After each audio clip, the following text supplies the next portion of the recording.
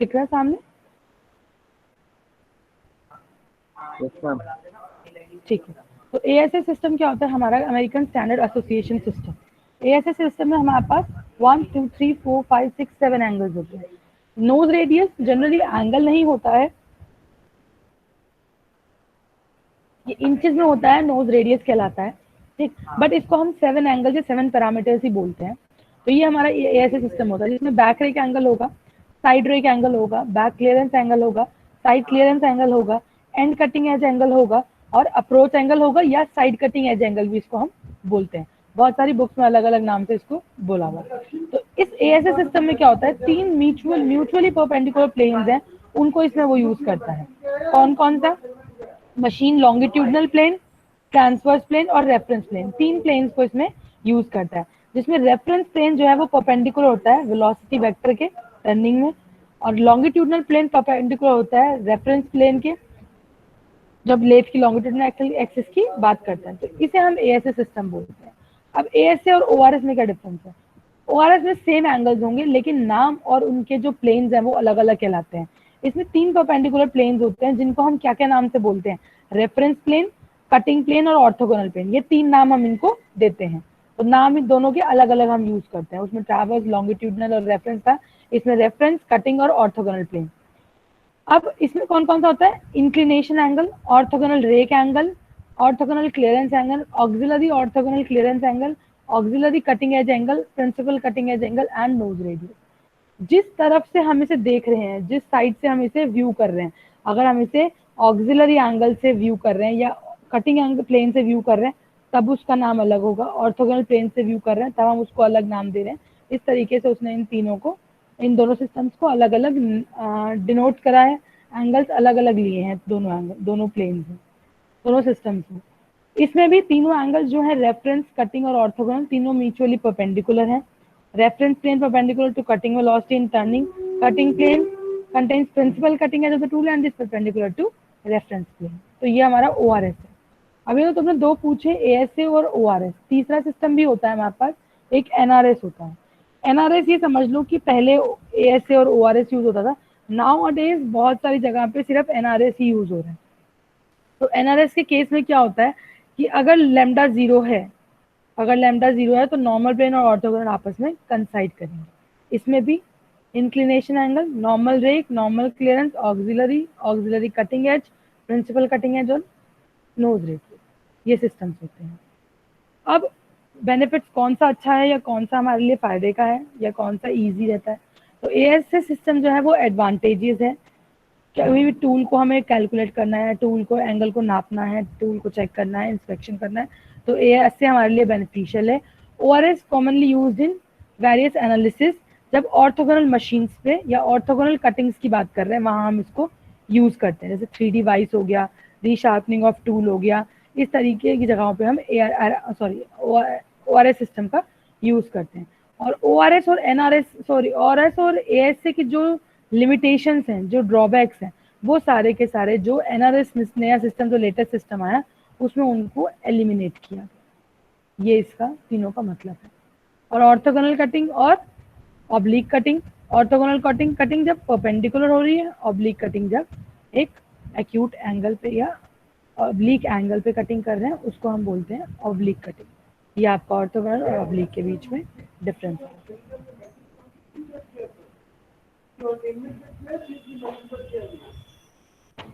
अब एक सेकंड रुको, मैं बताती हूँ।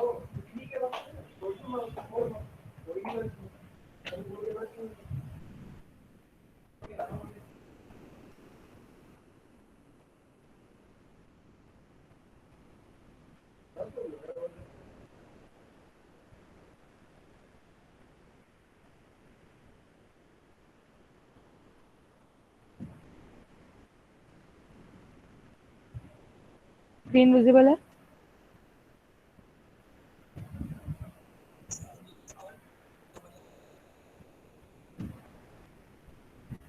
स्क्रीन विजिबल है बेटा? Yes ma'am. ठीक है। तो ये पहले ORS सिस्टम बताती हूँ एक बार तुम लोग को, उसमें रेफरेंस प्लेन्स में दिखाई दे जाएगा 3D व्यू में कि किस तरीके से वो काम करता है। तो ये हमारा ऑर्थोगोनल रेक एंगल सिस्टम है। आवाज आ रही है तुम लोग को? No, ma'am. मेरी आ रही है? Yes, ma'am. ठीक है।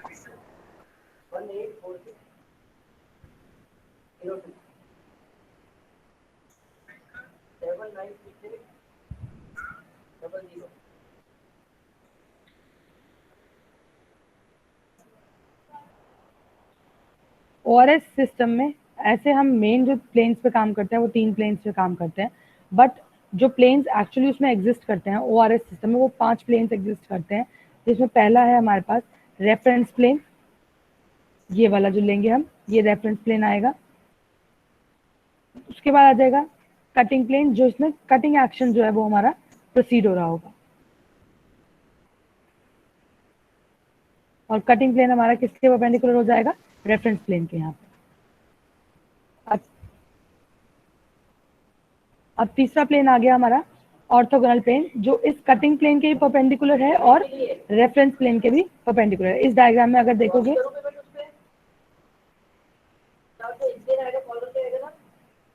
ठीक। अब नेक्स्ट प्लेन आता है हमारे पास, अगला जो आएगा वो है हमारे पास ऑक्सिलरी कटिंग एज प्लेन। क्यों?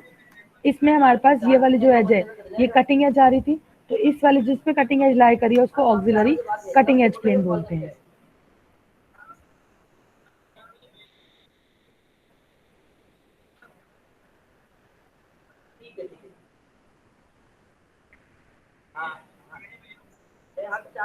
अब ये 4 आ गए हमारे पास।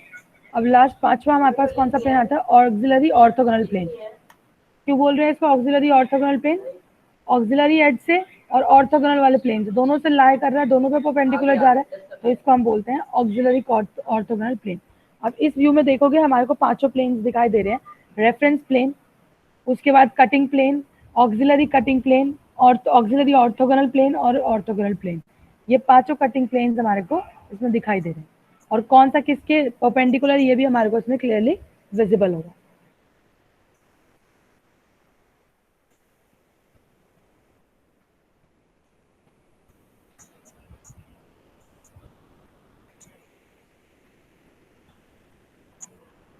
ये ऑर्थोगोनल प्लेन और रेफरेंस प्लेन के रिस्पेक्ट में, ये वाला हमारा ऑर्थोगोनल प्लेन।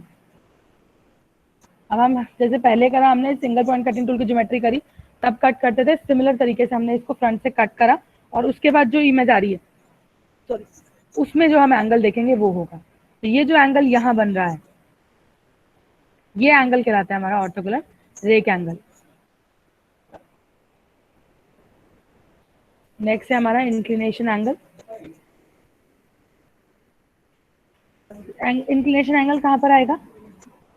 ये वाला है, और ये रेफरेंस प्लेन है, ये कटिंग एज है,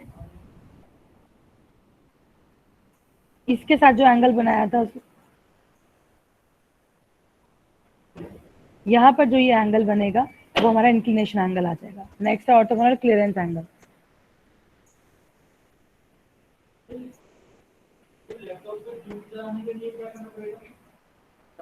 अब ऑर्थोगोनल प्लेन में करना है, तो ये ऑर्थोगोनल प्लेन हो गया हमारा। अब यहाँ पर ये जो एंगल बनेगा, ये जो एंगल बनेगा ये हमारा ऑर्थोगोनल क्लियरेंस एंगल हो जाएगा।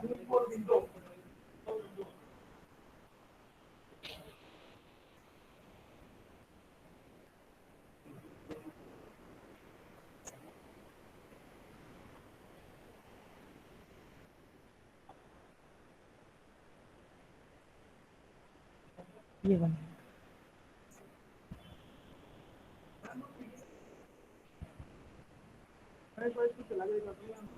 ये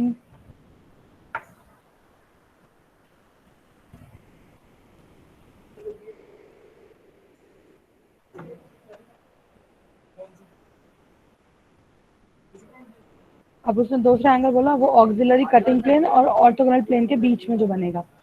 जब इसको इस तरीके से कट करेंगे और इसको इस व्यू में जब हम देखेंगे, तो जो एंगल यहाँ पर हमारा क्रिएट हो रहा है वो आ जाएगा।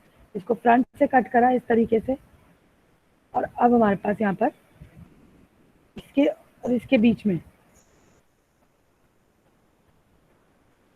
ये वाला जो एंगल हमारे पास ना, ये है हमारा ऑर्टिकल और ऑक्सिलरी ऑर्थोगोनल क्लियरेंस एंगल।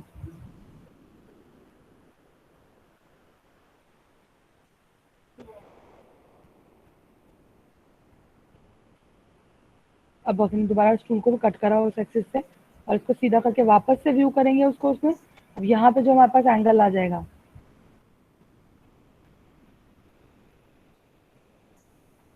इस डायरेक्शन में फीड चल रहा है, तो अब जो एंगल आ जाएगा, ये एक एंगल ये हो गया,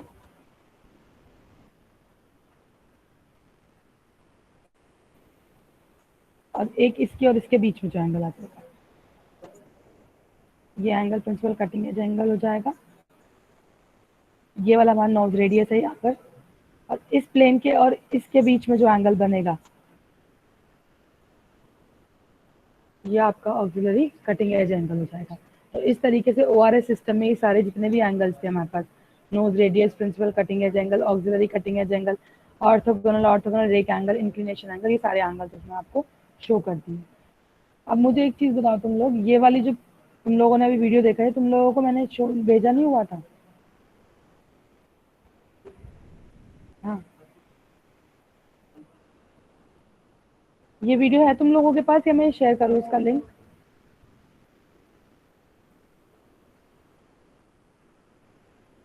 बताओ। शेयर कर दीजिएगा। ये वाला लिंक नहीं है तुम्हारे पास? अभी पता नहीं है। तो मैं तुम लोगों को क्लासरूम में एएस और ORS वाला ये वाला लिंक शेयर कर दूंगी, बट एक बार चेक कर लेना, बिकॉज शायद ये लिंक तुम्हारे पास ऑलरेडी है। कोई दिक्कत नहीं है, दोबारा आ जाएगा।